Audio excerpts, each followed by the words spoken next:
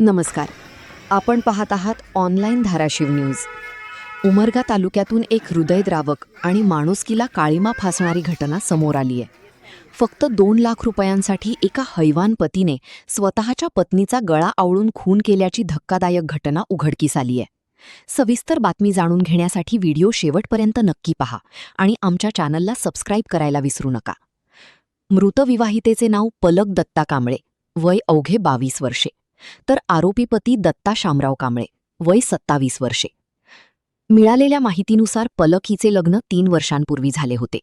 आरोपी पती दत्ता कांबळे हा दुचाकी दुरुस्तीचे काम करत होता. मात्र स्वतःचे रिपेरिंग दुकान सुरू करण्यासाठी त्याने पत्नीवर माहेरून 2 लाख रुपये आणण्यासाठी दबाव टाकायला सुरुवात केली. यासाठी पलकीचा मानसिक आणि शारीरिक छळ सुरू होता. सासरच्या मंडळींकडूनही तिला शिवीगाळ आणि मारहाण केली जात होती.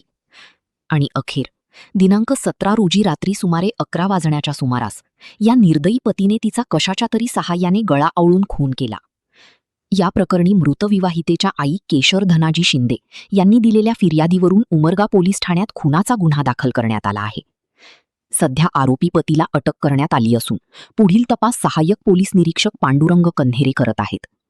या घटनेमुळे संपूर्ण उमरगा शहर हादरले असून नागरिकांमध्ये संतापाची लाट उसळली आहे.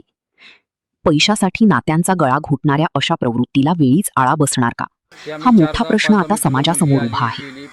त्रास दिलाय लेकराला माझ्या लय त्रास दिलाय. पहिल्यापासून त्रास देत होतो, पैसे आण म्हणून ऐकून माझं लेकरू लय सण केलंय. हो सर, माझ्या लेकराला न्याय द्या. हो 4-5 वेळेस मारलंय हो पट्ट्यानं वायरानं. माझ्या लेकराच्या अंगावर वळवळ होते हो पहिलं. सर कधी तक्रार केलो का ह्याची पोलीस स्टेशनला? नाही केले. घरगुती आहे हो सर. तुम्ही होईल म्हणले, तुम्ही करेल.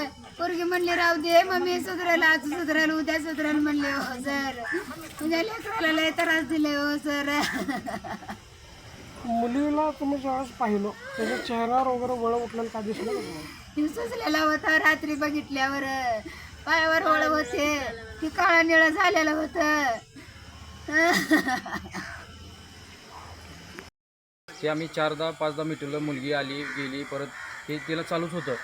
चालू असताना काल रात्री 11 वाजता मुलीचा नवऱ्याने घात केल्यामुळे 100% घात केला आहे.